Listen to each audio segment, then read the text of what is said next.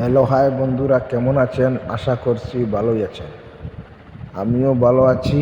আপনাদের জন্য স্টিলের মেইন বাউন্ডারির গেটের সাইড নিয়ে চলে আসলাম। লেন্থ হচ্ছে 14 ফুট 7 ইঞ্চি এবং হাইট হচ্ছে 7 ফুট। ভিডিওটা পুরা দেখবেন, সুন্দর একটা কমেন্ট করবেন, আপনাদের হাত দিয়া শেয়ার করে সবাইকে দেখার সুযোগ করে দেবেন।